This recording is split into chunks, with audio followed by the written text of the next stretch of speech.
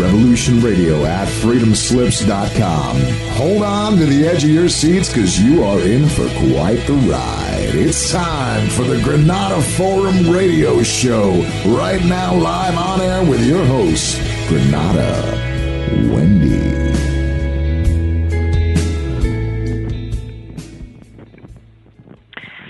Good evening, ladies and gentlemen, and welcome to the Granada Forum Radio program. This is Revolution Radio. We are the #1 commercial-free, listener-supported internet talk station radio in the world. We are at freedomslips.com, and that's freedomslips, SLIPS.com, 206-855-3056. Try us there. Maybe we might get some luck on that one. Today is the 23rd, and we have an incredible guest tonight. I have David Adair from NASA, so it's going to be phenomenal what he's going to talk about. I'm just going to do a few brief announcements, and then we'll let John talk for 2-3 minutes, and then Nick might want to say something, and then we're going to try to get a hold of David. By the way, we have rescheduled for April 13th, which will be Friday the 13th, if you can believe that one, for Deborah Tavares, and that's www.stopthecrime.net. That's www.stopthecrime.net. We want to thank her for last week. It was a phenomenal show, and we can't say enough about that wonderful lady. We do have a great guest tonight, and David Adair, so let's just get on to some announcements and make it fast. If you'd like to go to the homepage and leave equivalent to a cup of coffee, we appreciate to keep the paid programming on the air. If you'd like to make a donation, I think about $100 to Nighthawk, it'll tell you how to grow, plant, store food, seeds, and everything else for a donation of about $100. So we thank you for that if you do that. And we are grateful for Mr. Nighthawk for putting that up too. So thank you. I'd like to say hello to my co-host, Nick Pearson, and my wonderful producer, Richard Kane. Hey. Hello. Thank you, gentlemen. Okay, so let's get to the announcements real quick. The New Living Expo, which is April 27th, 28th, 29th at the San Mateo Event Center. That's the San Mateo Event Center. If you go to www.newlivingexpo.com, that's www.newlivingexpo.com. You have to forgive my voice, it's still gone, but I feel way better. And check out the New Living Expo. They'll have 100 different speakers, and Ken does a good job at the New Living Expo, and that's www.newlivingexpo.com. Check them out. Also, too, the people down in Orange County, Eagle Forum, are doing their forum again. And we're going to have some of their guests on. We're going to give a call. Eagle Forum of California, that'll be April 21st, 2018, at the Calvary Chaplain Tustin Church at 15 East 17th Street, Santa Ana, California, 92755. But let me give you a phone number. You can call these guys, 714-963-4753, 714-963-4753. G. Edward Griffin is going to speak there, the guy from the Creature of Jekyll Island. Orlin Cates is going to speak there as well. You get a hold of them, too. Try the www.eagleforumofcalifornia.org. That's www.eagleforumofcalifornia.org. eagleforumofcalifornia.org. Check them out. Again, their phone number is 714-963-4753, and that will be April 21st, 2018, 9 a.m. to 5 p.m. at the Calvary Chapel, Tustin, 1500 East 17th Street, Santa Ana, California. G. Edward Griffin and Orlin Kurtz will be one of the very few guests that will be there. Check them out. It's going to be a good thing for them at the Eagle Forum. Okay. Also, too, real quick, we will be there. Me and Nick will be there live, and we'll be filming there at the Natural Health Solution Expo. That's a Natural Health Solution Expo at the LAX Marriott, and that'll be 5855 West Century Boulevard, LA 90045. That's 5855 West Century Boulevard, LA 9045. Their phone number is 562-212-3479, 562-212-3479. That will be at the LAX Marriott, and that will be September 22nd and 23rd. September 22nd, 23rd, 2018. Check out the National Health Solution Expo. It'll be wonderful. There you go, guys. To see, John, did you want to make a quick announcement, and then we'll get to Nick? You might want to say a few words. John? Did we lose him? He's probably muted and forgot to unmute. Okay. Well, real quick, Nick, did you want to say something about today, about the spending bill, or something else on your agenda? Yeah, well, let me say this, let me just mention a couple other things. If anybody wants to check us out, you can find us on Facebook at the Granada Forum. And if you want to catch some past shows that you may have missed, you can also find us on YouTube at the Granada Forum channel. And go ahead and take a look and subscribe. And there'll be more videos and old radio shows being posted up on that pretty soon once I can find some time to myself. But so there that is. But yeah, as far as the spending bill goes, wow, did we just get stabbed in the back hard. I mean, we just got a $1.3 trillion spending bill that we had voted Donald Trump in, who was supposed to be standing up against the swamp, and it turns out he is becoming that. It's bad when the Democrats sign on to it, a lot of it. But, I mean, and to listen to guys like Rush Limbaugh and Sean Hannity on the talk radio this morning trying to spin this thing around like, oh, you just don't understand what Donald Trump is doing. Hey, for 1 second, Rush, take that cigar out of your mouth, and Hannity, stop pretending that you stood up to Ron Paul for 2 seconds and actually see what this is. This is not a referendum against the Democrats trying to make them look bad. This was a bad bill, and it was signed by Donald Trump, and Rand Paul and a few others in the Freedom Caucus were telling everybody, this is not something we need. This is going to increase our debt even more, which, by the way, we just broke $21 trillion on. So now we have a bunch of more useless spending.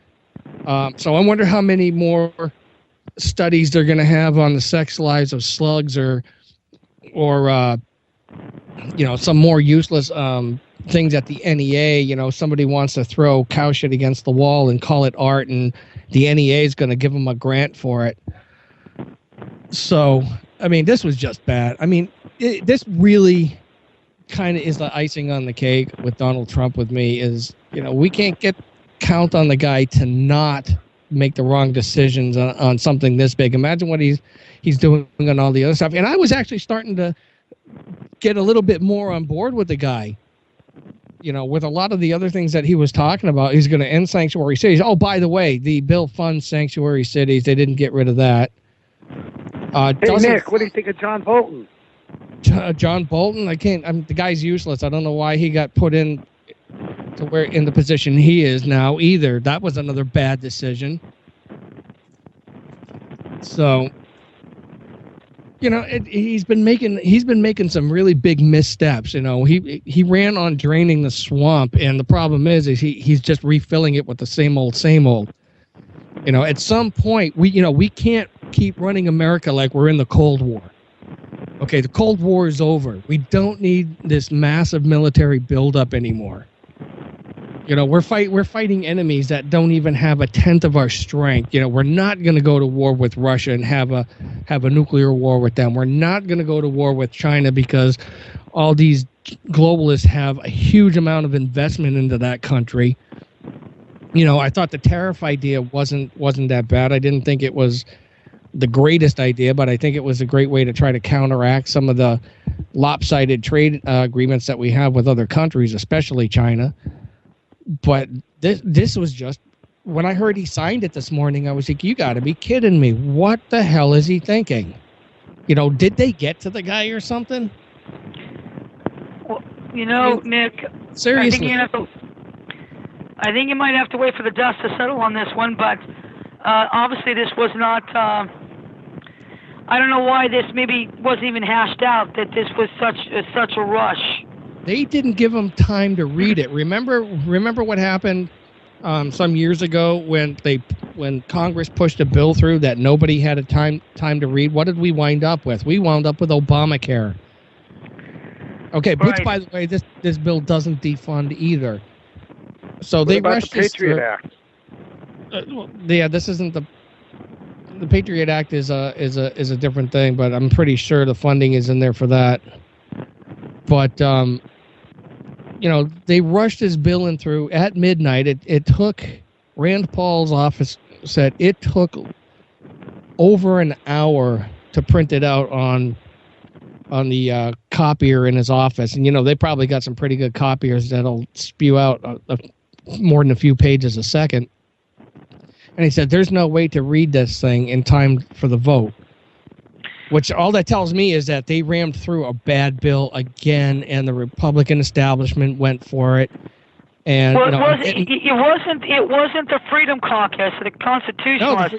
This is the New World Order Republicans that pushed this through. McConnell and McCain and all those, and Bryan. Oh, Ryan, yeah. And I've been listening to the spin that was saying, well, they're just trying to make Donald Trump look bad. And it's like, no kidding. They've been doing that since day one. But when you get a bill that's this large and ridiculous on its face, I mean, what is so hard about simply voting no? Oh, my God, the government will shut down. So what? The government never shuts down. It stays open 85% during a government shutdown. So all they're doing is throwing us into more debt. We're going to wind up in the same fate that with the same fate that the Soviet Union had when their economy collapsed, just simply because Ronald Reagan outspent them militarily and they couldn't keep up. We are in an unsustainable economic system right now, especially with the Federal Reserve controlling our money and playing games with the interest rates to create inflation and deflation and all of that. But we simply cannot keep going into more debt. And they were talking, Rush Limbaugh and Sean Hannity had touched on the banker bailout in 2008, and it was a bad thing. Sure, it was a bad thing. I mean, you basically had somebody holding your money. They lost your money in Vegas, and then they said, well, in order for me to get you your money back, you have to give me some money. So this bill here is, you're not going to get your money back, but you have to give us more money anyway. I mean, how much debt do we have to be in before Congress will stop acting like a bunch of drunken sailors on shore leave? I mean, they're spending our money. They're not spending their money. They're spending our money. All we're going to see is a tax increase to cover. When the Democrats get in office, you're going to see a tax increase to try to cover the bill. But instead of paying the debt down, all they're going to do is find new and interesting ways to spend it on crap that we don't want. They're not listening to when I get back to Wisconsin, because I found out my congressman actually voted in favor of this thing, I'm going to rip him a new ass for voting for this. When every place that I can get to when he's on the campaign trail, I'm going to tear him up for this, and a couple of other things too. But this is the one thing that we have to do. We got to hold these guys accountable. If they're not going to do the job right, and they're going to play this stupid game of the establishment, whatever they're doing, which is business as usual, keep the status quo going and spend like a bunch of morons, who've never had to worry about balancing a checkbook in their life. We got to find a way to vote them out. We got to get to where when they're going on the campaign trail, we got to show up there and embarrass them in front of everybody, because they won't have an answer as to why they voted in favor of it. And I don't want to hear anybody ever again hit me with you have to vote for him or the other guy will get in. I don't care. At this point, it doesn't matter. They're both the same. Rand Paul had a really brilliant saying on it. He said, when the Republicans are out of power, they are the party of conservatives. When the Republicans are in power, there is no party of conservatives at all. And they're absolutely proving him correct. And so we really need to stop looking at party lines on this. Donald Trump screwed us once again. And, He screwed up big enough this time, I think, that I simply just cannot support the guy ever again. You know, I wasn't 100% on board with the guy to begin with. You know, I started looking at the things he was doing right. Some things he did absolutely great. Some things not so much. But this one... Well, he fixed the trade. That the one of the things, Nick, real quick, bring on David too, that if we ship a car over there, they charge us, 24% or something, but if they ship something over, we were only charging them 2%. Well, that's no longer the case. Anything. Well, no, I mean, I said, the tariff, we're going to see how that plays out because China's going to have some pushback, of course. Well, of course, they did that on the stock market, but, you know, But well, because they're being financed by the globalists who basically want to bury the United States economically because they can't beat us militarily. Right. But you know, we can't keep making these kind of spending bills and racking up our debt and expect it to survive in the long run. It's not going to happen. We're going to go down in flames, and every single entity that's holding on to our debt. The Federal Reserve is probably one of the biggest ones. China's got some of our debt. There's probably a couple of Saudi Arabia, I'm sure, has some of it too. They're going to be standing by like vultures, waiting to pick the bones when our economy just tanks completely because we cannot pay. But what's going to happen when coming up, you know, in this year, next year, or how many years down the road, when we cannot make the payment on our national debt? Nobody will audit the Federal Reserve to find out how much fraud they've committed, and we know that under when Ron Paul got his partial audit, that it showed that the Federal Reserve was committing fraud against the United States. We're on the hook for loans they made to somebody else. You know, we're paying interest on those loans. But imagine what would happen if we had a full audit. Well, of course, they won't allow that. So we can never know what the Fed is doing, but they're encouraging. It's like your bank encouraging you, borrow more money. And then when you can't pay it, they take your house or they take your car or they take whatever else it is that you financed. So they're sitting by like vultures waiting to just jump on the carcass of what used to be the United States of America when the economy has a tank. And this bill just keeps pushing us to the edge. I mean, how much more can we take? It's definitely, I mean, there's definitely concerns, Nick, and you're absolutely right on a lot of levels that this should have been looked at a lot more. I did hear Donald Trump say that he would never, ever do this again. But he said, he truthfully said that, and he said this, Nick, he had to fix a couple of things that were desperately needed, and unfortunately, this is what happened. Well, I think it should have been hashed out it should have been hashed out, and it should have been voted at midnight, and Paul Ryan and McConnell, and the New World Order. He should not have taken the bait and let himself get backed into a corner like that. He should have just said... He should have he should have at least held off a few days. He should have just said, look, I'm going to read the bill first before I go ahead and sign it, and... that way... Yeah, I think so. They had to hold off a few days. I totally agree on that one. Give the other people in Congress a chance to read the bill. I mean, they had already voted on it. They rammed that through, of course, but he should have just turned around and just said, you know what, absolutely not. But to listen to the spin that the right wing is now making for it, and then listening to Donald Trump this morning start mapping out to everybody, going line by line about some of the stuff that's in the bill. I was just like, we don't need more fucking battleships, okay? We really don't. We've got enough. We spend more money on our military as it is, and I don't got an issue with having a strong military for defense, but we're not using our military for defense anymore. They're being used exactly the way that Henry Kissinger described them for being used. They're being used to push foreign policy in the direction that the globalists want it to go. I really wish I know that the generals and everything, they're not gonna go against the grain, but I really wish a lot of people in the military would actually take a stand against that and say, you know what, we're not gonna go attack this country because they haven't done anything to us. Kick me out if you want to.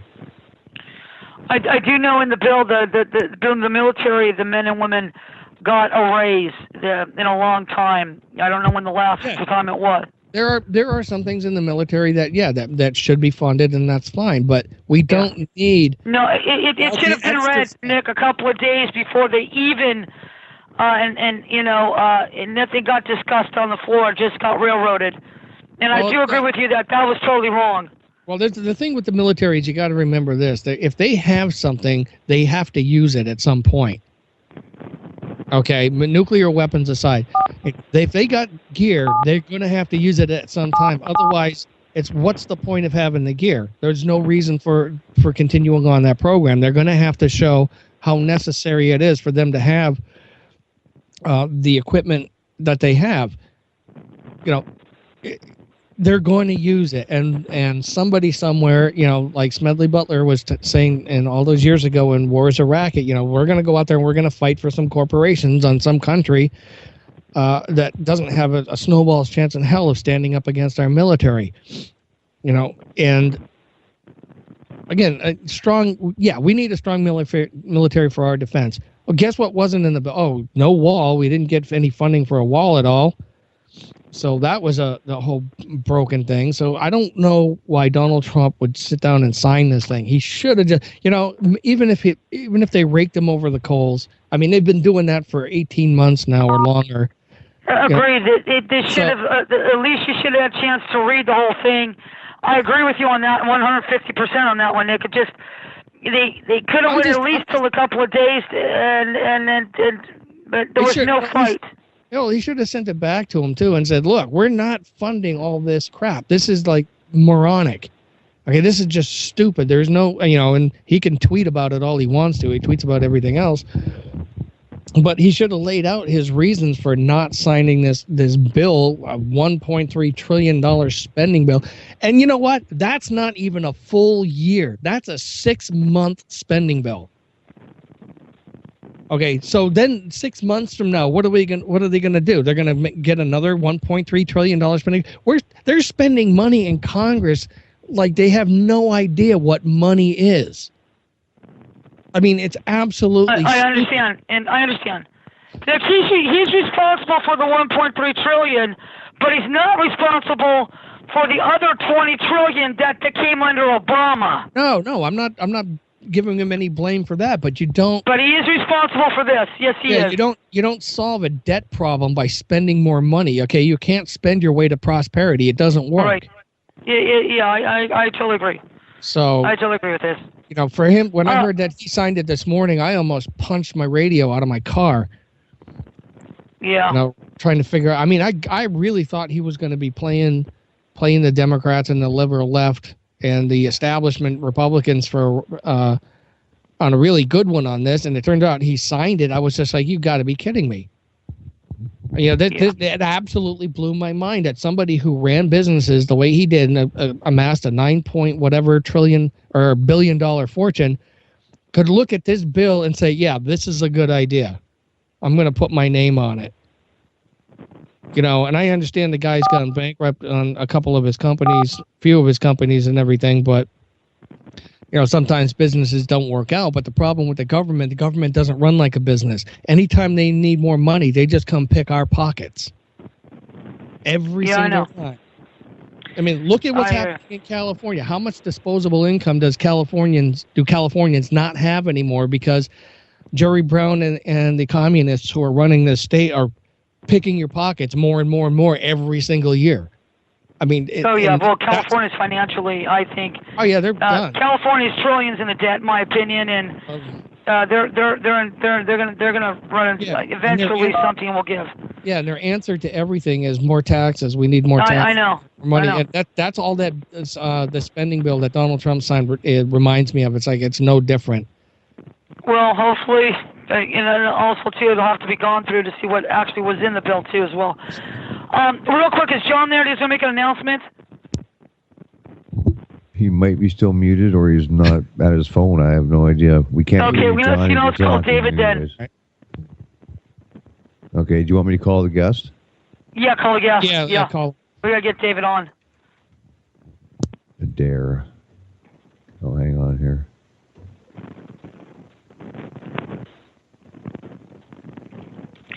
And Nick, did you have a chance to look at some of the stuff on YouTube? Yeah, I did. Good. I was watching last night. I was watching the video about when he was taken to Area 51 and was looking at that alien engine. Hello. Hello, Mr. Adair. This is Granada Forum Revolution Radio. Hey, how you doing? I'm good. Thank you so much for joining us tonight and giving us your time. We're so grateful and to have you back as a guest at the Granada Forum. Last time it was in person. This time it's on radio, so we're very grateful. Yeah, that video is still up on YouTube too.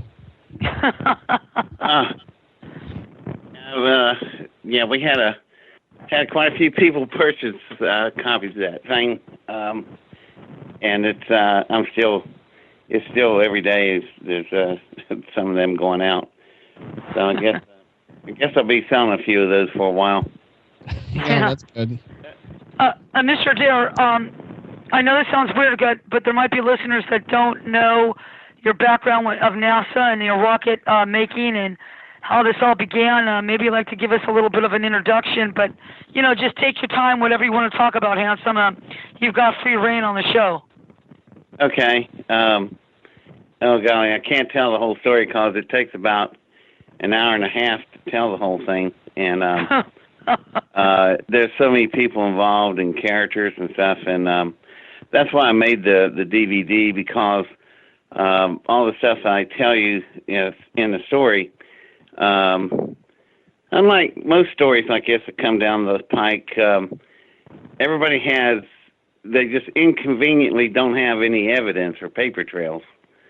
And where I really do. For instance, one of the main people in the story is the XO of General Curtis LeMay, and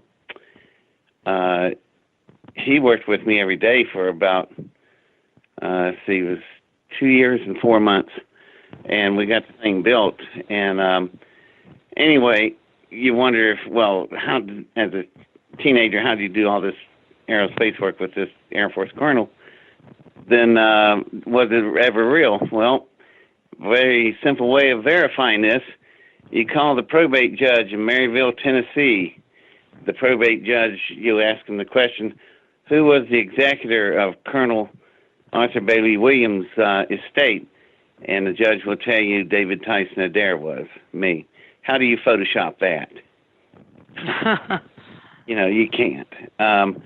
Also, a lot of the documents from the congressman I've worked with, you can go to Ashland, Ohio, to the congressional library of that congressman, John Ashbrook, and you can go in there and see the letters for yourself. They're with the curator. So once again, how do you Photoshop that? And what did his letter say? Well, one of them says, let's see, I forgot how it went, but while the congressman was out running for president in 1972, they were in the process of obtaining a Titan missile for me. Now, let's just stop there for a minute. The letter's dated 1970. I was born in 54. How old am I? I'm 15 years old. You're handing a 130-foot-tall ICBM intercontinental ballistic missile called the Titan III. You're handing it over to a 15-year-old, signed by the letterhead of Congress and the security chief of Congress. Don't you find that a little odd? And that's in the library, the congressional library of the congressman that was working with me. Now, to respond to your question about people don't know my background, this all was about. David, can you also give out your website real quick so people can go on? Oh, sure.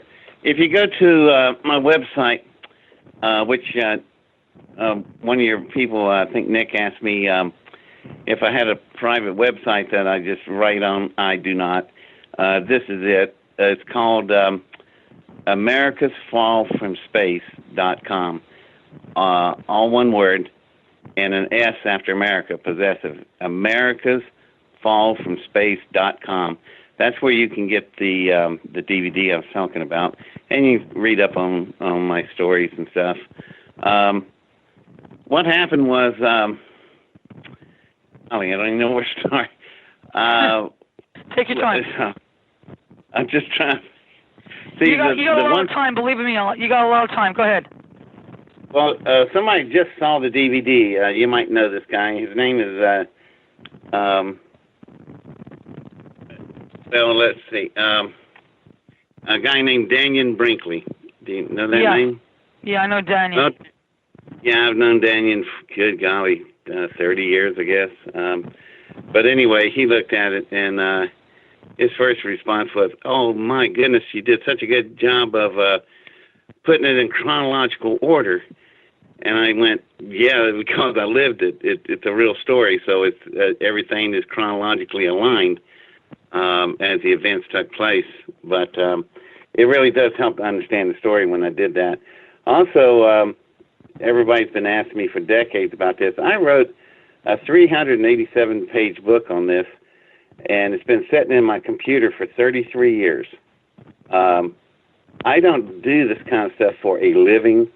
I don't need it to say me wonderful, me great, read all about me. I just don't care about that stuff. But enough people have asked me till I finally thought, well, maybe it'd be a little selfish if I don't give something on it. So I had written a book about the whole thing, and I just transferred it for the first time 33 years. I put it on a stick and sent it to a publisher that's reviewing it, and they've been after me for years, so it looks like you're going to get to see the book. And better yet, illustrations. You'll get to physically see what some of the stuff I was doing. So those of you that's probably chewing the radio speaker off the wall is want to know what the story's about. It's ever since I was little, I mean little, 6 years old, when memory starts, I was always fascinated with space and rocketry and things, but I never thought I'd ever get to the level that I finally did do. I started building rockets. There was no rockets available back then. Not even Estes Rockets was for sale. So you had to build your own, and they used to call us basement bombers, and most of us didn't have our fingers. So I was lucky. I avoided big explosions, but I started building rockets, and then these dreams started, and that was really something for me to deal with, because I've always grew up in the appliance side of science, where we actually build things, and so all this was kind of odd to me. But these dreams, strange dreams, would come in, and they were. I reckon I really knew math pretty well. Maybe I should back up for that. When I was 7 years old, I went into a library and I was reading these books. And the librarian, Mrs. Hunt, came to me and she goes, "Are you reading these books?" And I didn't want to sound smart aleck, but it sounded like. I said, "Well, there's no pictures in them." But I wasn't trying to be smart. I was just answering. And she went, "Okay. How many have you read in this section?" And I went, "There's about 250." I said, "I read them all in the science section." You got to remember, this is like 1961 in Welch, West Virginia, in number 10 Pocahontas Coalfield District. So I saw a movie called October Sky. Jake, never pronounced his last name right, Gyllenhaal. Gyllenhaal, thank you so much.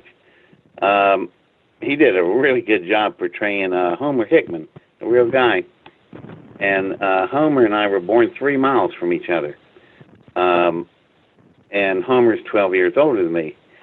So we both ended up in the world of rocketry. Homer, if you saw the movie October Sky, he finally got himself a scholarship and got out of there. He couldn't play football for crap, so he had to find a way to get out, and he did it with rocketry, and Homer did okay, and he went into the civilian side of the aerospace world.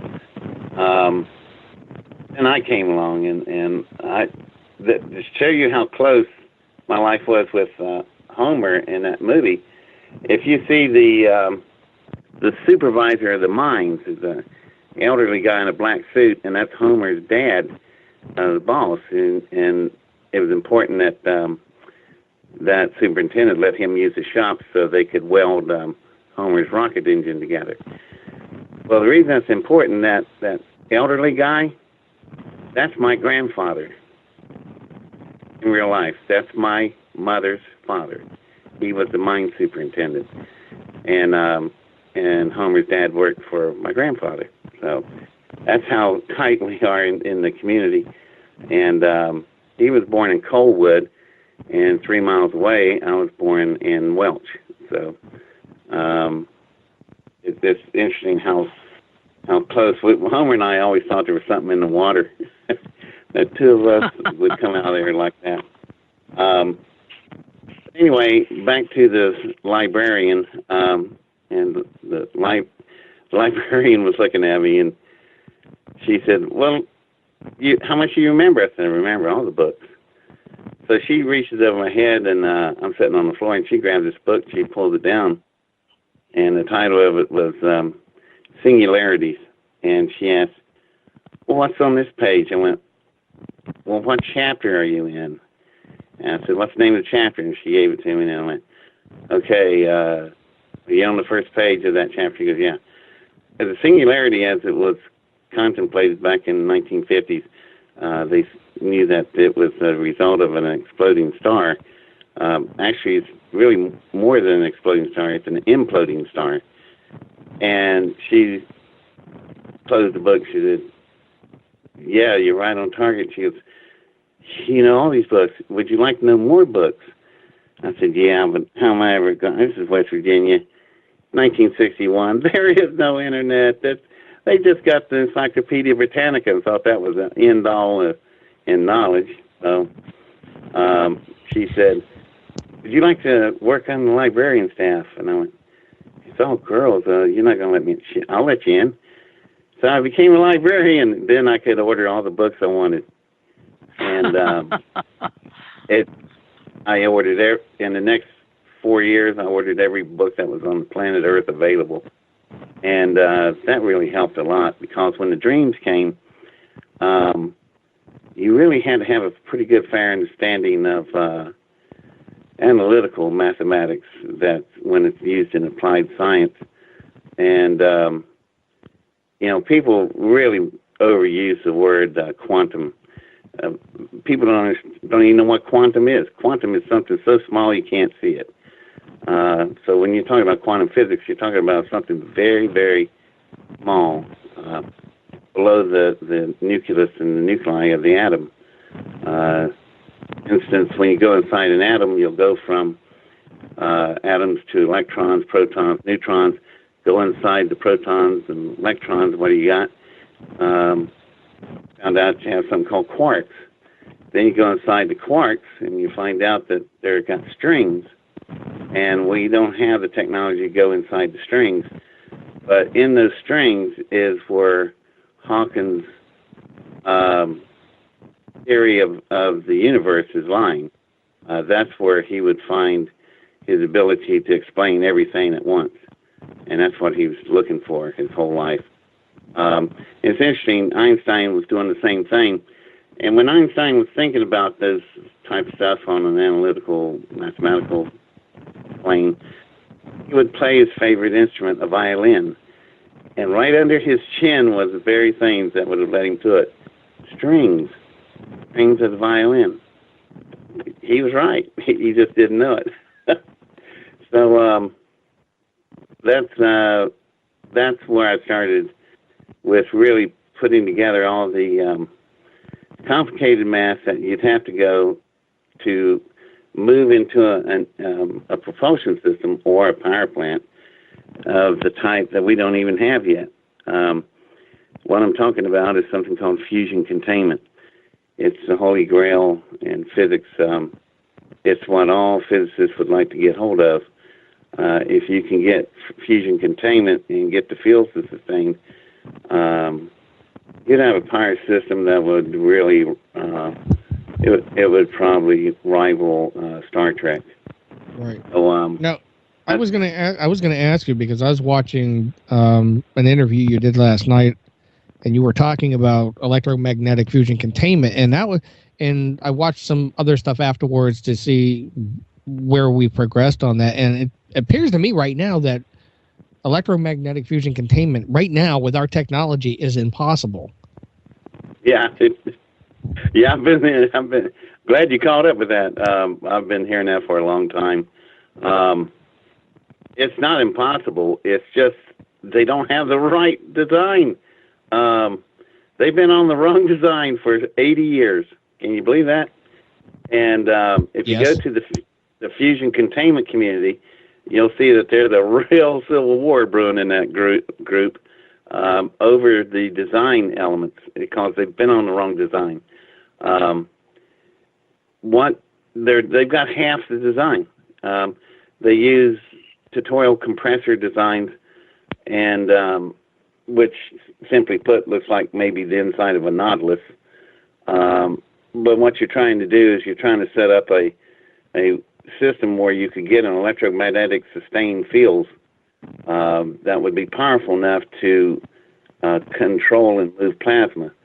Now, I'm trying to make this simple. Water in three different states. It's, when it's water, it's a liquid. When you heat it up, it becomes steam. You cool it down, it becomes ice. There's the three states of water, but there's a fourth state called plasma. And plasma is really hot. I mean, buddy, it's hotter than the sun. In my engines, I'm running that right around 100 million degrees centigrade. That's about 10,000 times hotter than the surface of the sun, actually the core. So people will go, well, there's nothing that can withstand that kind of temperature and pressure and stuff. Yeah, there is. The electromagnetic force fields can do it. And if you don't think that's true, well, Hawkins would have told you otherwise. Because there's something that swallows entire suns called black holes. Now, suns, what do you think makes a sun so big and bad? I mean, our sun is 93 million miles away, and you stand out there in the summer for about 2 or 3 hours, and you're sunburnt from it. That's how hot and powerful that thing is. So imagine if you could travel 93 million miles up to it, how much heat and power there is. So the natural reaction is no way you can contain that. But a black hole could be drifting by, grab our sun, suck it in, gone forever, never to be seen again.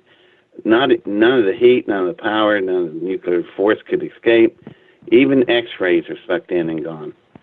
So obviously that's proof positive that there is a force that can manipulate and contain nuclear power. Right. And the way we can manipulate that is that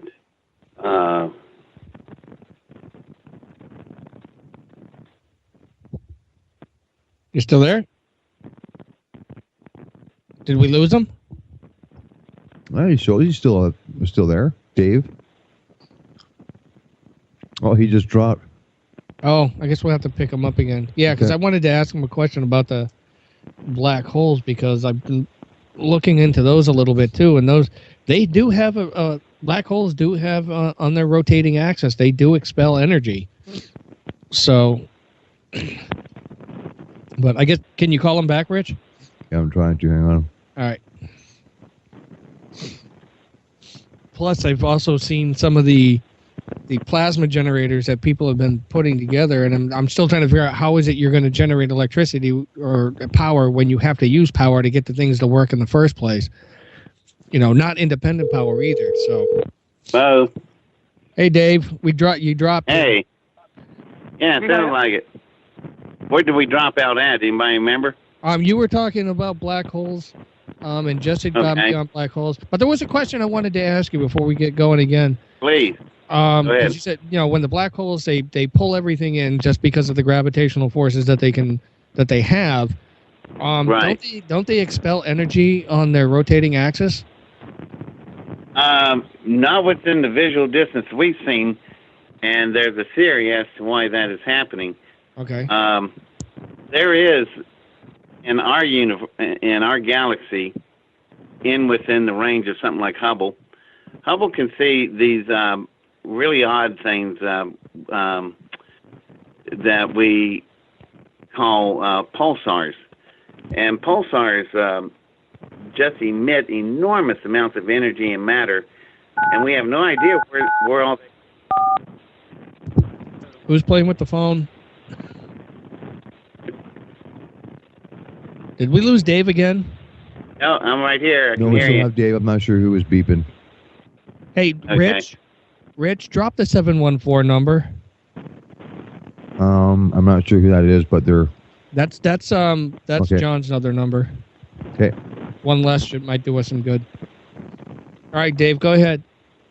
All right. So, anyway, the thing about the power of the black holes is that they're self-contained, and so the question is, where is all this energy coming from? Well, here's the theory. The theory is that on this side of our universe, where we are at, if you had a black hole and it's sucking in stars and matter and nothing ever comes back, it travels through the singularity, which most people now call it a wormhole, and the matter and all the material flies out somewhere else, a different part of the galaxy, or maybe even outside the galaxy.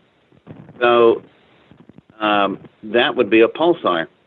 So imagine a wormhole at one end is a black hole, and on the other end it's a pulsar. So if you had a black hole on this side, you'd have a pulsar on the other side, on the other end of the tube. And it's just a theory, and Hawkins was in favor of that theory. So that's, to answer your question, that's where all the matter and energy is going. It's being expelled through a wormhole type effect into a different part of the galaxy. Okay. Somewhere in the universe, don't know where. But and then vice versa, when it's on this side, it would be a pulsar. So that's something that's going to be hard to prove until we get some more elite type of spacecrafts. But according to some of the communities out there, there's already an alternative space program. They already got all that kind of stuff. So I have never seen an alternative space program of the type they're talking about. But boy, that really upset me if that's real, because who are those people to be sitting on that kind of technology? That belongs to the world, human race. Yeah. I think it would upset a lot of people. I'm right included. On Coast to Coast, George Norrie asked me about that, and I said, well, they won't like me there if they invite me. Well, why? Because I'm going to take a gun and shoot everybody in the room. Yeah, those people, not your friend. If they're sitting on that kind of technology, that's not your friend, man. I don't know who they are, but they're not right there to help us. So, we need to know about that stuff. We, as a race, we have a right to know. And some little special interest group or 1%ers get to sit on top of all that. No, I don't go for that. So that's something that the whole world needs to know about and make a decision about. So, but I hope, God, this probably, but knowing the way life is, it's probably real, and they've got all those technologies. In my story, when they finally took my rocket to where they wanted it, that's where I ended up. Maybe I should tell people about what I built. Good idea. That's a good idea, David. That's a good one. Okay, all those dreams I was having, I couldn't remember them all in details, so my mother got me a big artist pad and a pen, and my mother opened an open ground wire and reversed it, and when you touched the lamp, it would come on and off. This is 1961. I think my mother made the first touch lamp in history. And so she was good at that kind of stuff. But so I'd wake up, touch the lamp, come on, I'd write down what I could remember, go back to sleep, wake up, write some more down. And the next day I'd get up and can't remember anything, look down at the pad, and boy, I remembered everything as soon as I saw it. So I started rewriting it and put it in a ring binded notebook. And what was interesting about the dreams is that I would see things come, and I'd get these like picture glyphs explanations of the Mass, and I'd write it all down. And when I'd wake up next morning or go to bed the next night, when I go back to sleep into the dream state, it's consecutive. It's like if I stopped on page 93, page 94 came up. So when I got through with everything, that's exactly what I had. I had 93 pages in my notebook. And that Mass was a big help when it came to tackling fusion containment. And in my videotape, you'll see where Stanton Freeman's in it, and he gets busted pretty bad in there. He said, I'd never met the man, but he said things that were just totally wrong, and so I had to correct it. One of the things he said, he was asked if I had a special seat at the Apollo 11 launch. He goes, no, he had no special seat. And how'd that man know? I don't remember seeing him there. But what we're playing is WBT Radio TV. Actually, it was Channel 3 TV in Columbus, Ohio. And I'm just getting off a jet, and I just came back from the Bill Pepper, the news anchor, saying David Adair from Centerburg, Ohio, just came back from the Apollo 11 launch where he had a special seat provided by Congressman John Ashbrook. So, yeah, I did have a special seat. I was right next to Walter Cronkite when I was watching the Apollo 11 leave. But that's all documented in the film. Because as Stanton Freeman saying, he had no special seat, he wasn't there. We show you my credentials signed by the chief of NASA security with the serial numbers that match. How do you make that up? And it's in the records of NASA. So there you go, Stanton. Eat that. So the things I did with the Mass really would require a lot of different type of configuration things I had. I couldn't possibly build it by myself. It's just not going to happen. But that's where things changed on tell the story over the radio. It's almost like Pulp Fiction where you jump out of sequence of time. I should tell you that another thing that Stanton Freeman said that he knew nothing about was that he said my mother was some kind of caregiver to this general's family, and that is so not true. My mother was a licensed practical nurse, an LPN, in 1966 in Mount Vernon, Ohio, and that is a big deal. She was put in charge, one of the first females, being in charge of an ICC unit. They were just being created, and the intensive coronary care unit, and they built a brand new one in Mount Vernon, Ohio, and she had some elderly patients there.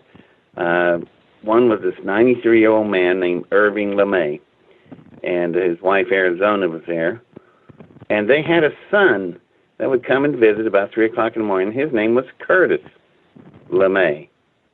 Now, for those of you who don't know your history, wasn't born at that time, Curtis LeMay was a 4-star Air Force general, chief of the Joint Chiefs, and designer of the B-52 Stratofortress, and founder of SAC, Strategic Air Command, where the Fortress B-52s fly. Needless to say, he was a huge name. There's pictures of him standing shoulder to shoulder with John Kennedy during the Cuban Missile Crisis. He was a guy that would have launched. He would have pushed the buttons and launched nuclear weapons back in the Soviet Union. So he's a little bit of an important guy. He was like a rock star in his time, and he had paparazzi problems even then. So he'd want to come and see his parents, but he'd wait till about 3 in the morning so there wouldn't be a lot of reporters around. And the only way he could see his parents, he has to go through the nurses in charge of the ICC station, and that is my mother. So that's how Curtis LeMay got to know my mother. She was the nurse in charge of his father at Rowan, at Martin Memorial hospital. All right, David, we're going to go into a break right now. Okay. Back in a few minutes, but when we're back, I'd like to hear what you got to say about the electromagnetic engine that you saw over Area 51 and how that would, what you know about that and how that worked and everything. But we're going into a break right now, so hang tight, everybody. We'll be right back.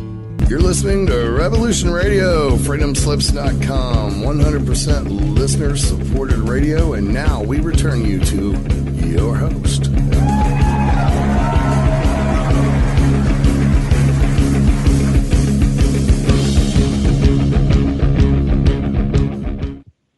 All right, welcome back to the show, everybody. We're here with our guest, David Adair. David, you have a website that people can go to and check you out? Yeah, it's called americasfallfromspace.com. Okay, that's great. One word.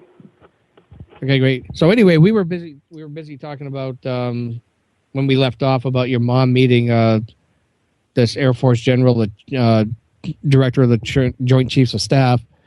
Right. So why don't we go ahead and pick it up from there?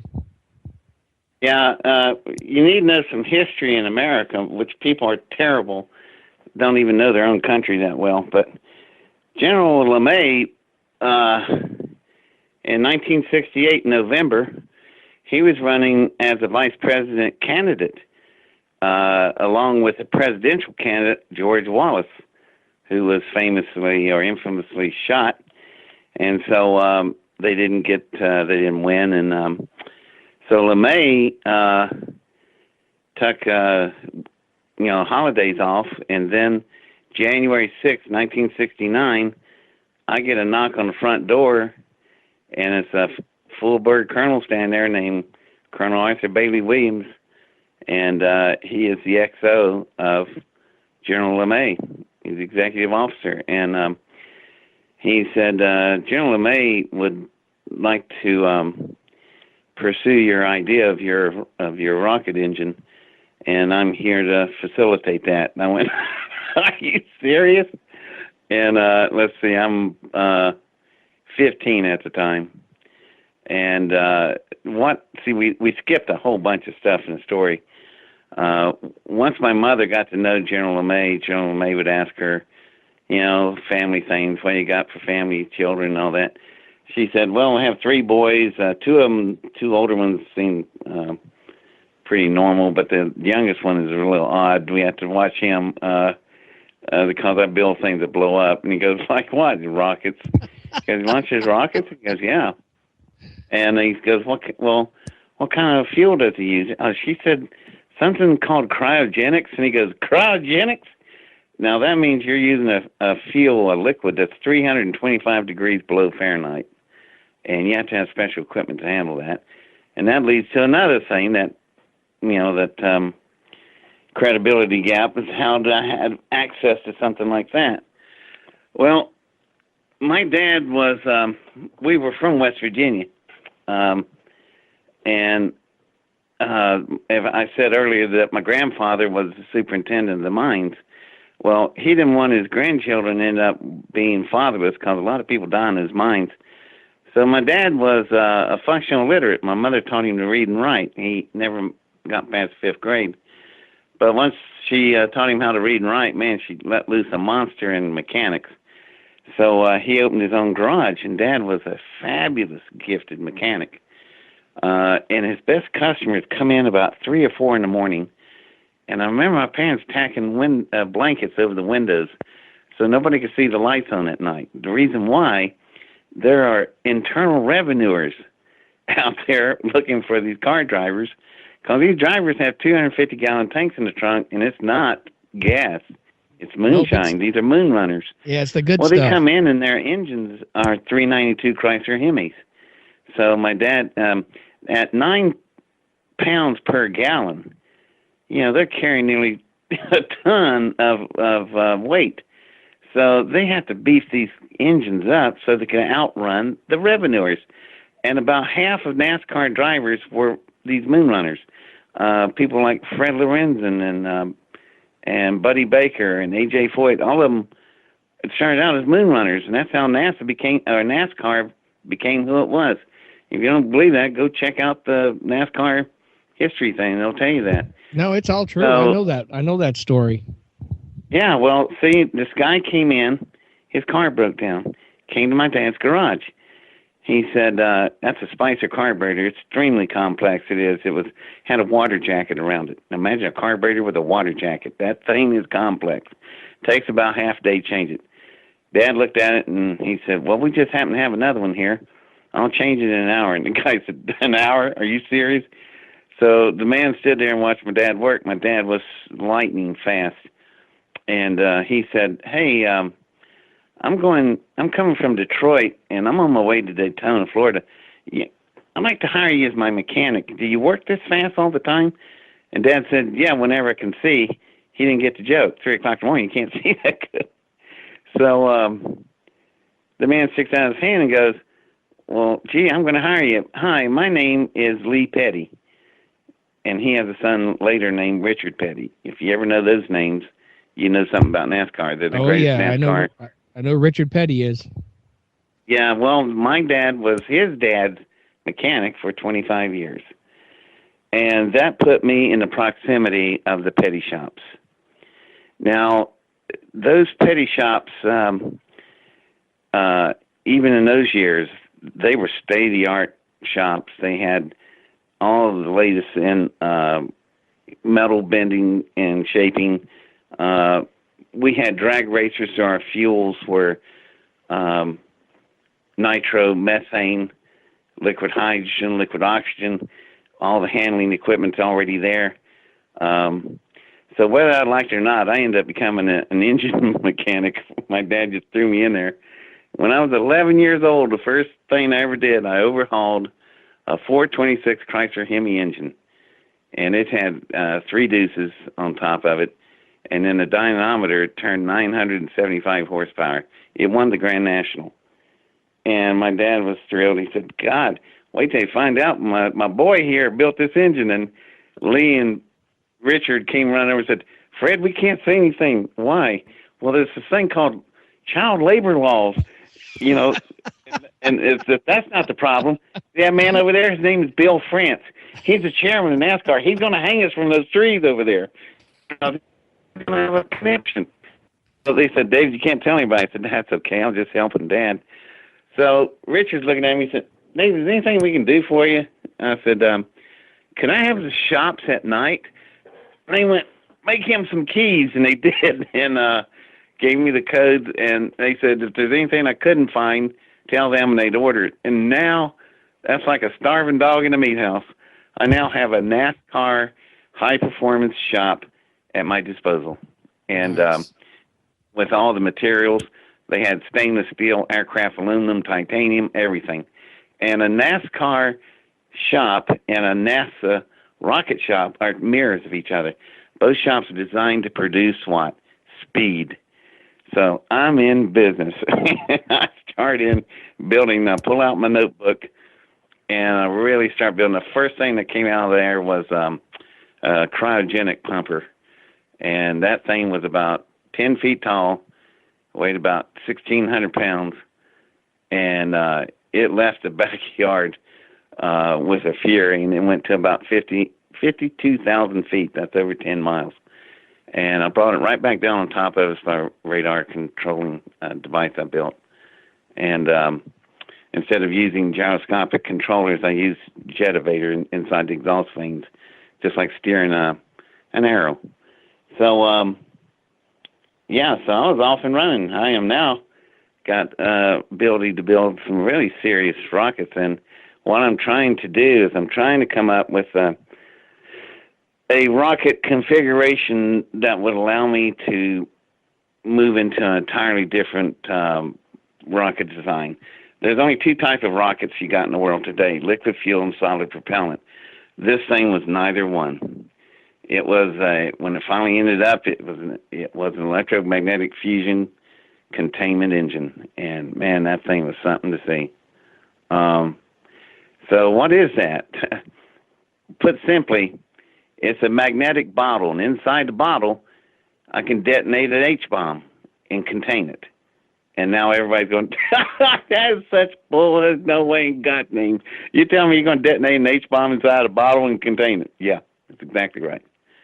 But then the people say, they're thinking, what kind of bottle is that?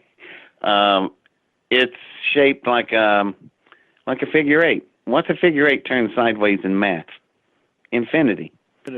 So I created an infinity design. That's how you can get the power of the containment fields can build up to a point where they can contain the fusion containment. Today, they only use 1/2 of that in a tutorial compressor.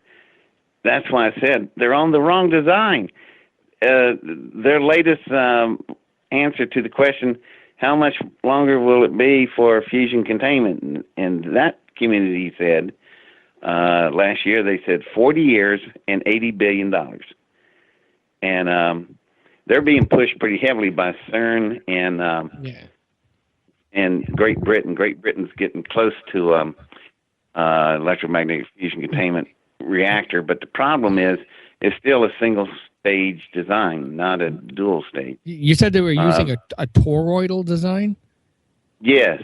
Yeah, toroidal. And okay. Yeah, toroidal. Hey, I'm from the South, man. Approach English as a second language. I come from the land where y'all is singular and all is plural. So, all right. If I don't pronounce things right, well, too bad. That's just the way I was born. I kind of knew what you had said. I just wanted to make sure that you did.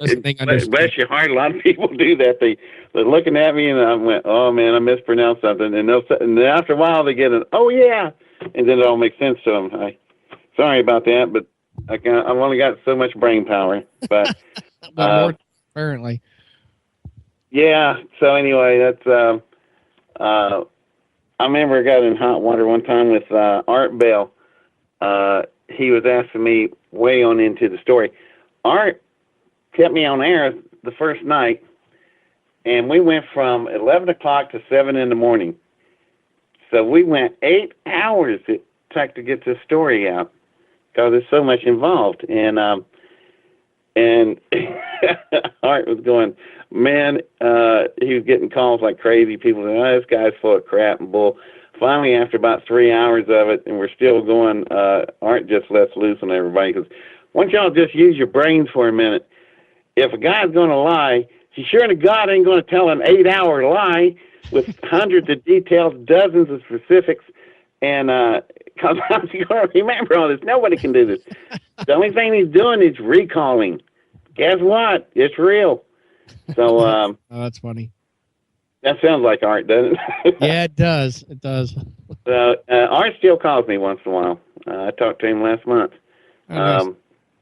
It is. But anyway, that people going, that guy's nuts. You know, it's I've lived the story, and I've seen it. I was there, and I don't even believe it. So I don't mind people not believing it. I think that means you got a brain, you're thinking. But if you research it, the more you research it in the right areas, you'll see that it checks out and checks out and checks out and it just keeps checking out. Right. And that's what the DVD does. It took us 4 years to make it, went through 7 different states, 2,500 miles, and 42 years back in time. Because some of the places where we built some of the stuff would fool you.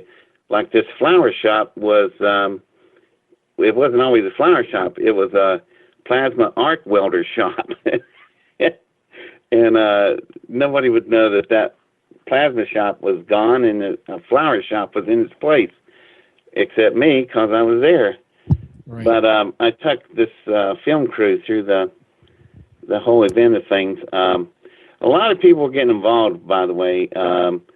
When that colonel knocked on my door and said, we would like to build this engine idea of yours. See, there was a reason for all this. This stuff just didn't happen because they didn't have anything else better to do.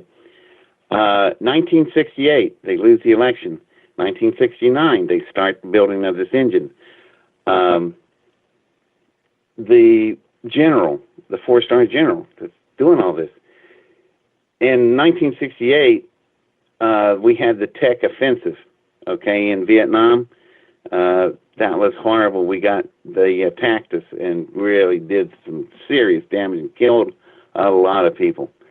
General Westmoreland was having a really hard time controlling North Vietnam, and he wanted to use nuclear weapons on them. Soviet Union said, you use nuclear weapons on Hanoi, we will launch on you, and we will go into a full-blown global thermonuclear war. And that's truth, folks. You think the Cuban Missile Crisis was close? It was even closer in Vietnam. People just don't know how close we were getting ready to go at it. The only thing that kept them from firing nuclear weapons on each other, and this has a direct bearing on my story, just bear with me, we lived under something called MAD. We still do today, Mutual Assured Destruction. What that means is if I'm the American, I'm looking at you, the Soviet Union, and I said, we're going to have that, I'm going to launch my weapons, and you said, okay, I'll retaliate, you can be assured we're both going to die in the rest of the world. And that's why nobody's launched nuclear weapons, because it's mutually assured destruction. It's called MAD. That's so perfect. That's the mad world we live in. It's fitting. It is fitting. So fitting. It's like you can't make up this stuff. And so the only way to win MAD now is who can strike the other one so fast that they can't retaliate. Then you would win MAD. Otherwise, the only way to win MAD is not to play. So Matthew Broderick in War Games showed you that one. So anyway, that was the deal. Because what I didn't tell you was the prototype that I was building, just on the spec designs, and I did my math, and LeMay came in, and that's something else. My mother was talking to LeMay, and he asked my mother, does he write anything down? She goes, he's got this big notebook he uses all the time. So he asked her to bring it to him when he visited his parents, and she did, and I went to bed at 11 o'clock, so I didn't even know it was gone. She took it, and he looks through it, and he's smart. He's looking at it going, oh, this might, oh, man. So he'd ask my mother, do you have a copier? He copies about a third of that book, and he sends it to Battelle Memorial. Look them people up. Battelle Memorial is a large think tank like RAND. It's right next door to Ohio State University in Columbus, Ohio. And that was only about an hour away by car from me. So he sends my notebook copies over there, and he wanted to ask them, is there anything to this, or just scribbling, or chicken scratch? But they came back, and they went, where are these people that's doing this? And they said, why? We want to talk to them. Why? They're closing in on fusion containment. And he goes, it's real? They went, God, yeah, it's real. You got any more of it? He goes, I think there's about 60 more pages. Well, can we see them? And life was not the same after that. That's when Colonel Williams shows up. And what LeMay in 68 happened was that he told North Vietnam, you will come to the Paris peace talk table, or I will bomb you people back into the Stone Age. And that's who said that. That's a famous phrase in history.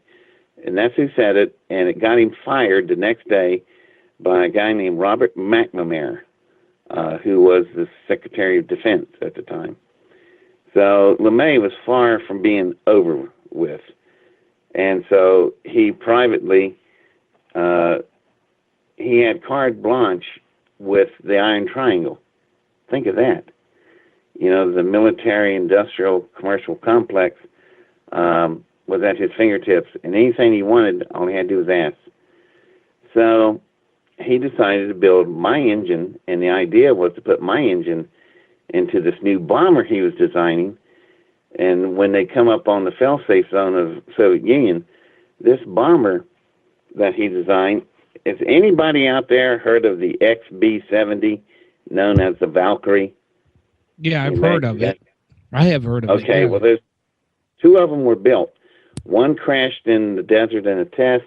The other one is sitting in Wright Patterson Air Force Base, Dayton, Ohio, in the Air Force Museum. You can go look at it. And it's not little, y'all. It's a Delta Wing bomber triangle shape, wing spread area the size of a football field. This thing is gigantic. And he was going to build 45 of them, replace the B-52 fleet. And listen to what the two prototypes did. They cruised at an altitude of 85,000 feet at a speed of 2,000 miles an hour in 1960.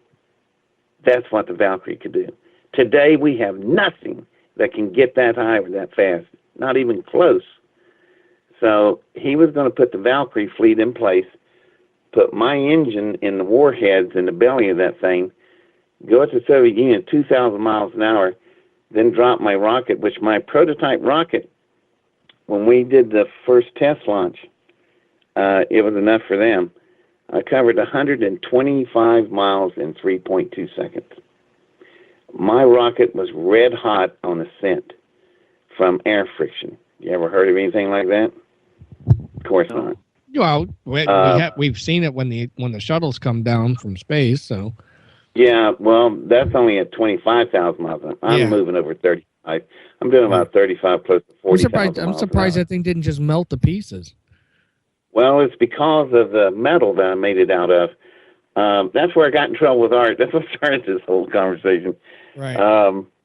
When I said I'm from the South, the rocket was made out of carbonite. Now, people go, oh, that's that substance they put Han Solo in. This guy's so full of crap. And I went, no, it's the way I pronounce it. Let me spell it. C-A-R-B-O-N. Not C-A-R-A-B-O-N, which is carbonite, A-N-I-T-E.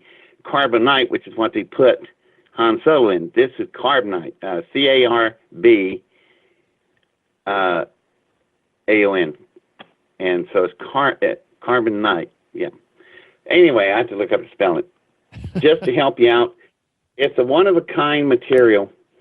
And this stuff is weird, man. It was created sometime in World War II. The only existing amount, about 2,000 pounds of it, was over in England, of all places, at the end of World War II. Nobody knows who made it. But it is way harder than Inconel. Well, what is Inconel? You know those big vats that they pour molten metal in? You like mean melt the Terminator? The crucibles? What's holding the molten metal? Obviously, it can take heat higher than the metal, so it's called Inconel. But carbonite, man, you got to see this stuff. And when it's hardened and in final, it's wet. You know what? Something wet is shiny, right? This metal is, when it's in its final form, is so shiny it looks wet. And that's what Pithman looked like. That's the name of the rocket I built. And it was gorgeous. God almighty. But I don't know what this material, I did some metallurgy on it, and it's just weird. It's a compound. It matches all the elements on Earth, but it's the way it was configured that was so strange. I really don't know all that much about it other than I could machine it and use it.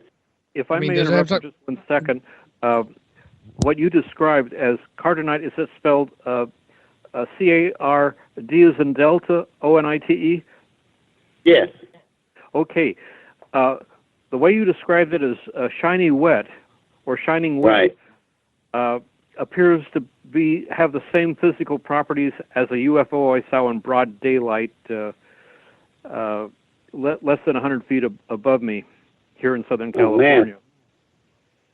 Well, all I know is I was glad to get my hands on it. And here's an interesting story how that happened. Now we're back on track with the story. I remember the question that LeMay asked me. He said, well, what kind, you got the engine under construction. Well, what's the body of the rocket going to look like? And I said, well, what's the biggest, baddest thing you got, strongest? And he said, well, that would be the Titan III. And so I said, well, you got one? He said, yeah. Well, I need one. So that's a letter that the producer of my DVD, she went up to the Library of Congress of the congressman, and she walks up to the curator. He spins the big lock on the door and opens the door and comes out with a letter. And they focus right down on the letter. And the letter says that while the congressman's out running for president, they're in the process of obtaining the old Titan missile for me. Well, the Titan missile is 130 feet tall, has 2 500,000-pound thrusting engines in it, and it takes a military escort to move it. And you're giving that to a 15-year-old? Don't you find that a little odd? So that's what that letter was about. And I got to saying, I looked at it, and May asked me, is it strong enough? And on the power curve proximity sheets I just turned around and asked him, well, let me answer that with a question. What's the last thing going through a mosquito's mind at 80 miles an hour when it hits a windshield? His ass. His butt. His ass, right. So, May, are you serious that my engine will rip through your rocket? It will leave so fast the engine will leave and the rocket will be left on the pad. He goes, what are you going to do? I said, we're going to have to build it from scratch. We'll build the engine and build the body around it. And I'm going to have some kind of material. It's got to be ungodly strong and heat resistant. And LeMay shows up with this material.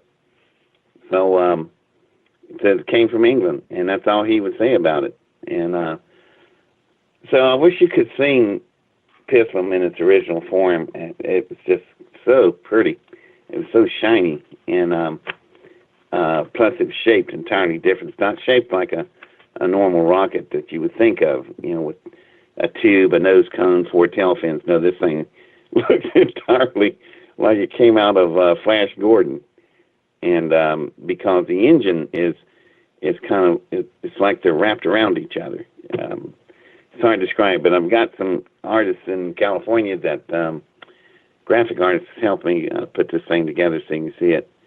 But wait till you see this. That's the way it looked when I built it. But so May said, well, what do we need to do? I said, get me the material, and I'll go to work on construction of it. And we did. And we had this really nice shop that my parents, when they bought the house, property we're in, at the other end of the property was an old dealership. And, dealership buildings, the big garages, that's what was on the property. That's where I built this thing. The Air Force came in, literally an army, and they reconstructed the thing inside, and we put boards over the windows, and we just had this state-of-art machine shop / laboratory, because the very first thing I had to have was a vacuum chamber. And I don't know if you guys ever built vacuum chambers, but that can be a very involved process, to say the least. They're very complex. It takes a lot of engineering to build the kind of vacuum chamber I needed to test out the isotopes that I was using. And there's other things we were doing. But anyhow, that's where we did our construction. And I have pictures of that place. It doesn't exist anymore, but I used to sleep in there at night and look at the rocket as it was coming together. It was really something to see. But it took us a total of 29 and a half months to build this thing. And once we got it built, we took it to, I remember the Air Force pulled up in a Piggly Wiggly semi. And so my rocket went inside a Piggly Wiggly covered semi. I guess that was their cover story. And sure. We left Mount Vernon, Ohio to Dayton, Ohio to Wright-Patterson Air Force Base, where C-141 Starlifter was there, and we put the rocket in it. And off we went. That was June 18th, 1971. And we went from there to White Sands Missile Proving Grounds. And that's where we prepped Pislam for launch. And that was something to see. God am I... when things moving very fast in engineering, sometimes dark humor shows up. I'll give you a good example of it. When we were powering up the Pittsburgh on its launch, it was out on the pad about a mile and a half away from us, and we were in a block building, and it's a very heavy cement building that you launch from. And Colonel Williams was very educated, so he knew a great deal about aerodynamics and nuclear power, and and so he asked me a question when the rocket engines were firing up out there on the. He said, "When did you have time to test the fields?" I went, "Test the fields? This is the test." And he goes, "What? Well, when have I time? You've been with me every day." I said, "We'll see if the fields are going to hold." And he goes, "What if they don't?" I said, "See the flat wall behind us? Jump up like this." And I did a jumping jack. Do a jumping jack. You're going to make a really cool looking shadow on the wall. And he goes, "Oh, God." And he jumps to hit the red button and shut down the internal powers, and it's too late. The rocket's already on internal power, which means it's on its own. It's done cut us off. And he's going, "What if the fields don't hold?" "Well, we're going to be staring at the sun only a mile and a half away. Ain't that a hoot?" And he went, "Oh, God." So people looked out there and said, "What's that?" And the ground was, you could feel the ground shaking. And all of a sudden this light came on out there, and it was, started out kind of a yellow look, then it went to white real quick, then it went to clear to a blue look haze. And somebody asked, Colonel Williams asked, "What is it doing?" "It's building up its temperature." So he said, and then it's going to release the orifice at the specific impulse area of the rocket engine, which is where all the power of a rocket engine is. And I said, once it hits the specific impulse, I would imagine I have the exhaust fields that will basically extend beyond the rocket body, so it'll burn the fins off, or the tail section. And but basically, you're going to be seeing the power of the sun. That's about 1 million candle power per square inch. Mm. And he goes, "What?" Yeah. And finally, it got so bright you couldn't see. It looked like the sun was sitting there. And he thought he was going to be a shadow on the wall. And I said, "No, it's not." And it finally, there's an explosion out there. And we see a blast wave coming across the desert at us, and it hits everything. And by the way, that's there was a fellow on Art Bell called in, and I had said that on White Sands they had everybody stay in the buildings that day. Nobody really was allowed to walk around. Quite frankly, we didn't know what was going to happen, so we just kept everybody in the buildings. And this guy was an old timer at White Sands. He said, "What was that date there, son?" I said, June 20th, 1971. And he was sitting there and he's hearing calculating. He went, "That was it." And he goes, "I was there. That's the one and only time the entire proving grounds was shut down. I wonder what that was." And he said, "There were 2 blasts." And I went, "Dang, he was there." Yeah, there were 2. The first one was when it launched, and nobody saw the rocket leave. All they saw was the pad was just leveled. There was nothing left standing. Gantry towers gone, little auxiliary buildings gone, trucks gone. And somebody asked, "What's that?" And it looked like a white tornado. And everything in the pad area was heading into the white tornado and up and gone. And Colonel Williams asked me, "What is that?" I said, "I'm figuring this out with the rest of you as we go." I said, "I haven't launched this thing before. I think it's left so fast." I said, "It didn't leave, it blew up. We've just seen it. As heavy as it was, we said, no. There's only two positions in power on this thing, off and wide open." I don't know how it's really not an engine designed to be launched from Earth. It's designed to be launched out around L5 area, away from the gravity of Earth. But I said, that was its vapor trail, or whatever you want to call it. And he said, well, why didn't we see it? Then the red phone goes off on the desk about then. And it was NORAD, North American Air Defense Command. And Colonel Williams picks up the phone, and man, you can hear the guy on the phone clear across the room. And he's going, what have you people done out there? And they said, well, some civilian rocket blew up out here. Well, your blown up rocket, we're tracking it. It's at 125 miles altitude. And do you know the course it's heading on? Yeah, we said it. And he said, how fast? We can't even get the readings on this thing. Well, here's the deal. If you want to see my rocket leave, you'll have to be able to see a 30-06 bullet leave a rifle barrel. That's how fast it's moving. From the get-go. It's that fast. You know, rockets take off and they slowly climb. This thing is just a bolt of lightning, just so fast. So anyway, there was another character. God, it takes hours. There's so many people involved. There's this guy. Y'all can look him up. His name is Arthur Rudolph. Anybody ever heard that name? No, I don't think I heard that one. Well, Dr. Arthur Rudolph, look him up on the internet. Chief architect of the F-1 Saturn V moon rocket engines.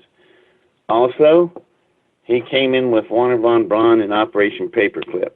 Okay, no, those names I know. Yeah. Well, he was the recipient of the most distinguished service award of NASA for designing the F-5 or the F-1 Saturn V rocket engines. Truly were spectacular. All five of his engines together produced 7.5 million pounds of thrust. Y'all have never seen a space shuttle only did 6.9. The Saturn V did 7.5 million pounds of thrust. So powerful.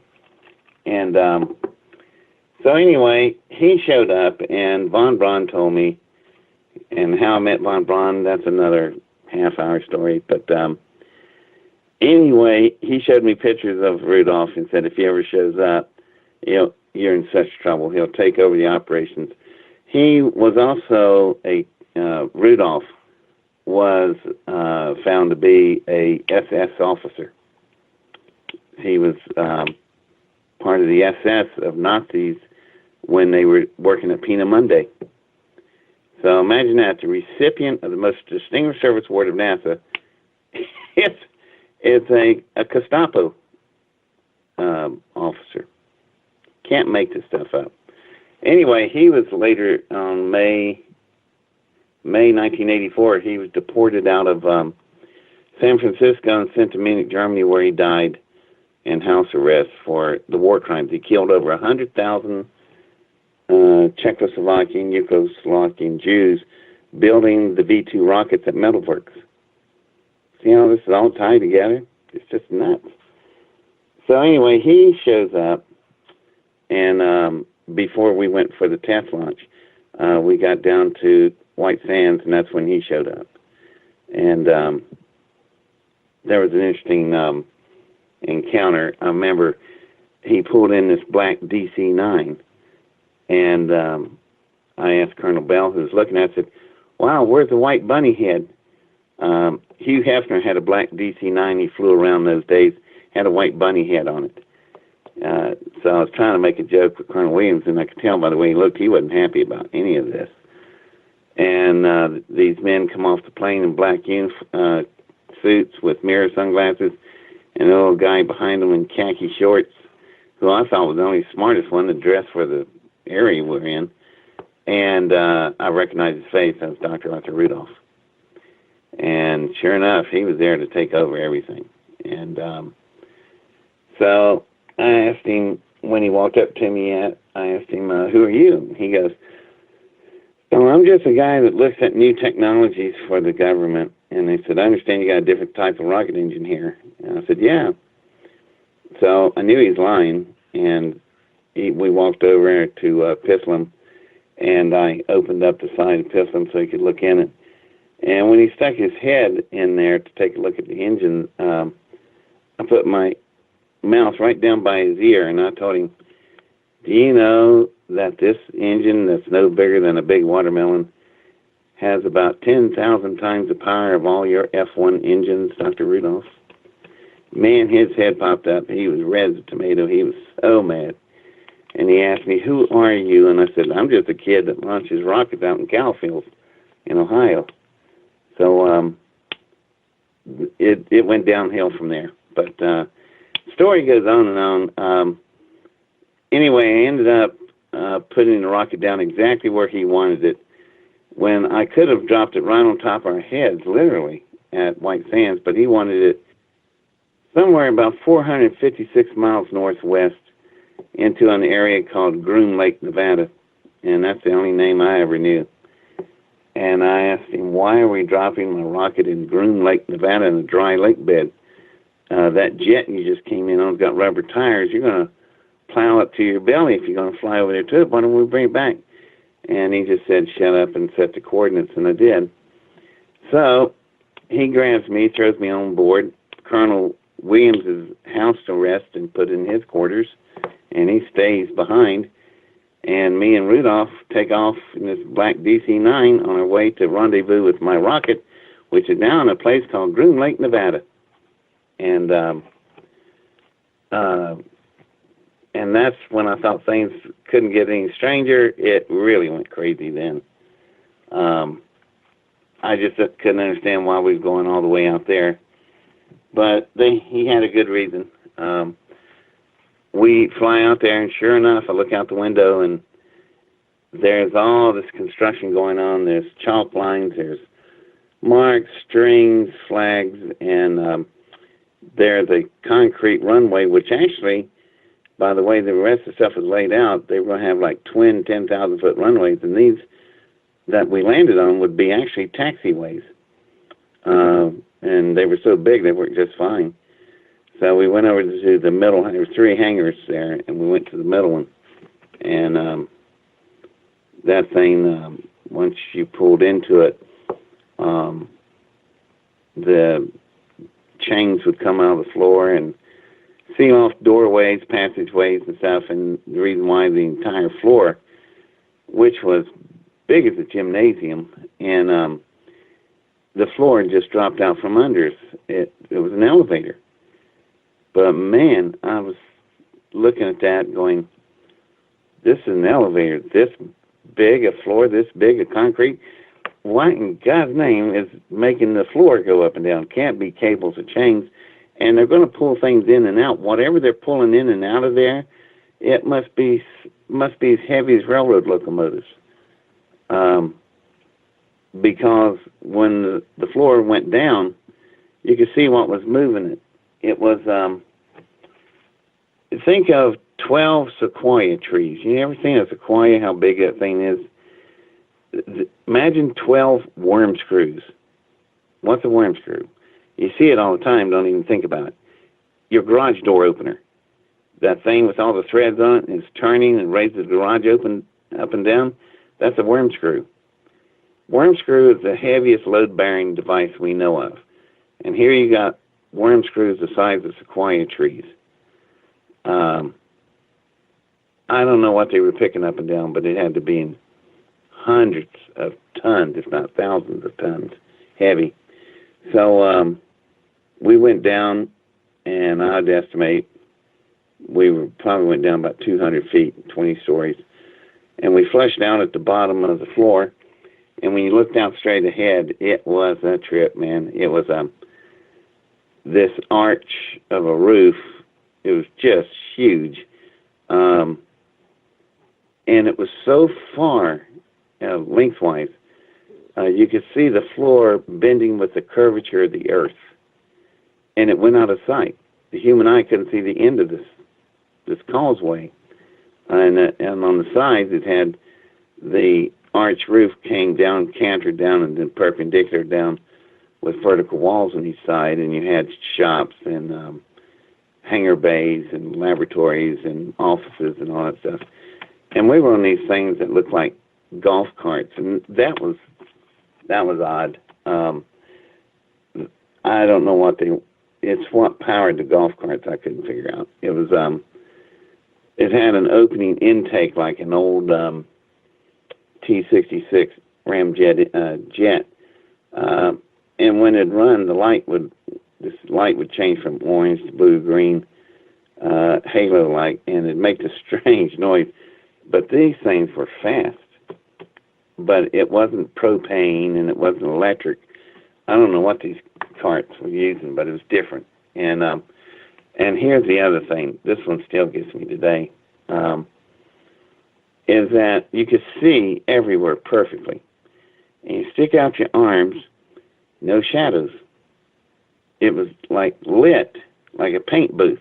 A paint booth, when you paint a car, you can't have a shadow. You get to run in the paint and not see it. So it's perfectly lit, but here's the problem. No light fixtures anywhere. No indirect lighting, no light fixtures anywhere. Total luminosity, perfect. I don't know what, the atmosphere, I guess. How do you light a place that big like that without light fixtures, with no shadows? Explain that one to me, because I Only can't. Tesla was able to do that. I guess. I just looked at the place and went, I asked a simple question, and they got mad at me right off the bat. All I asked was, God, what'd you do with all the dirt? And they got really mad over that. Because what did you do with all the dirt you dug out of there? It wasn't up above. So I asked them, what did you do, phaser it? Oh, that got them mad. And so I sat back in the golf cart looking thing. I'm in the back seat, very back seat, looking out toward the back. You know, you've seen them where your back is actually to everybody else. So we're riding down through there, and there are a couple bay doors pulled back just a little bit. And, man, I saw some, I don't know what they were, aircraft, spacecraft, something. They looked like teardrops, and they were sitting on triangle, what we call bicycle landing type looking gears. And they weren't prototypes. They were real because they had drip pans under them. And they had electric power units and air conditioning units. So people were inside working on them. And but I've never seen anything that looked like that before. So we went on down, I don't know, a quarter mile, and we stopped, and the guy jumps out and he puts his hand on this glass pedestal, and he's looking through this funnel-looking thing on the wall. There's a flash on his eyes, and then this door, and this door isn't a door, it's a giant iris. You ever seen a camera lens? That's an iris. But this iris is 30 feet in diameter. And it opens up, and this rail comes across the bottom to finish off the flush with the floor.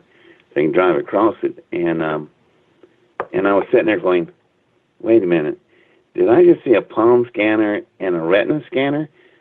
This is 1971. We don't even have a calculator that we can carry around our hand yet.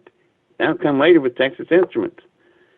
And I'm going, dang, this place. And the lighting, what's up with that? You know, just this place has got stuff going on that nobody's even close to.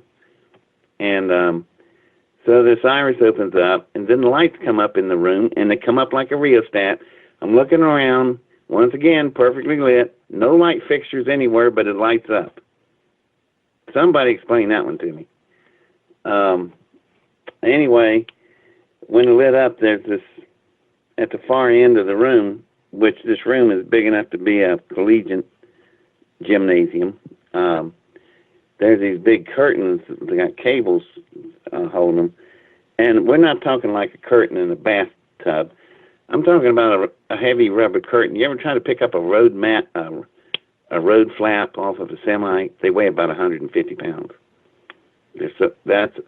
These curtains were made of that material. It's not something you're going to run over and pick up and look underneath, you know. They obviously didn't want you to see what was there. So the cables went to the ceiling, and they pulled this curtain up, and I was just dumbfounded. I was dumbfounded already with things I've seen I can't explain.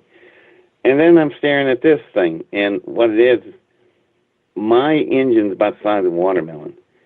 this thing is big as an 18-wheel semi. It's 70 to 75 feet long, 22 feet wide, 15 feet high.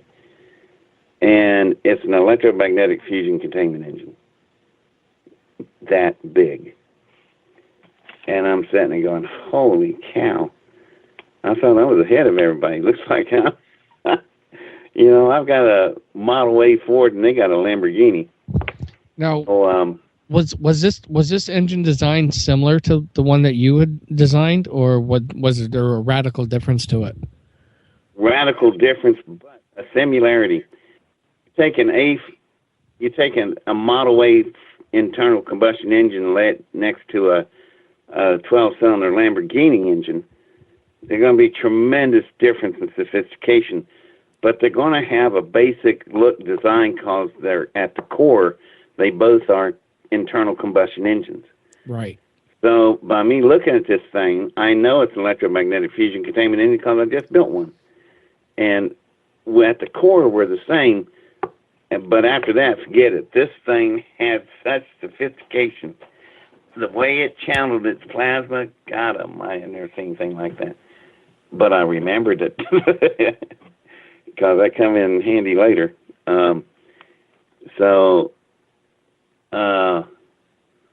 The way, how do I describe this thing?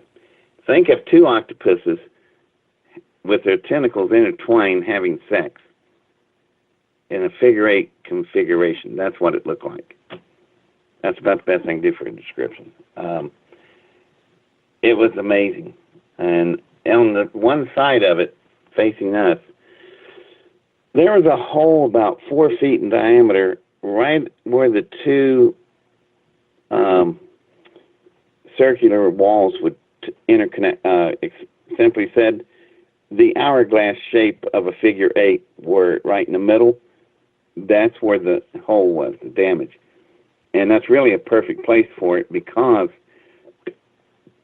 that engine has the capability, when that area is interrupted in the magnetic field, I could shut my engine down. I no doubt this thing, we're even faster, but I could shut down close to a picosecond. That's a trillionth of a second.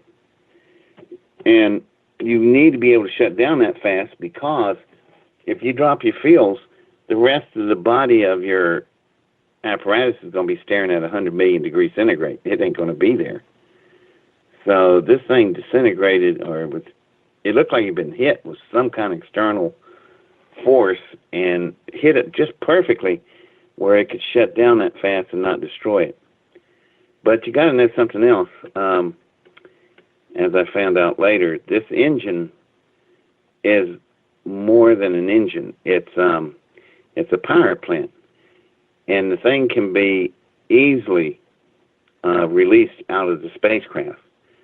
So the engine, the power plant, is one entity, the spacecraft is another, and the crew is yet another. Because the interactions I had with this engine, it was clear that it was... so it was all symbiotic. It's alive. It's right. As alive as me and you. Okay. And it also has self-awareness and is aware of its surroundings. And the way I worked my way through that was I was standing on the floor and I asked to walk up on the platform to the engine and I asked, can I go up there and look at it? And the Air Force people said no, and Rudolph said yeah. And obviously he had more authority. So I walked up on the stage, and when I got close to the hull, this is weird. This thing is an ectoskeleton structure. Do you know what that looks like? You ever seen? Does anybody know what H.R. Geiger's work looks like from the Gunny Weavers? Oh yeah. Alien movie. Well, not even just his work on the movies, just his other artwork too. Oh yeah. Well, anyway, he portrays ectoskeleton work. The skeleton is on the outside. That's why you see the vertebrates and what looks like ribs and spinal columns and all that stuff. This thing was covered in an ectoskeleton that looked very similar, like a giant whale. but it also was twin sphere configuration, like what I built. But inside the exoskeleton was two round structures, and their surfaces were smooth.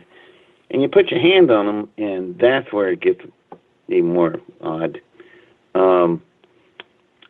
It looks soft, but you touch it, and it's hard as steel. But it's warm. And yet it's a hard steel structure that is supple, like leather. I don't know how to describe it. I've thought of the years trying to come up with a way of describing it. But, to answer that on a logical level, it's obviously it's organic and inorganic at the same time. So it's everything. It's a machine. It's a being. It's everything. And it had all these tubes running through the bones, or the exoskeleton structure. And the tubes really, I believe they were functioning like an electric network.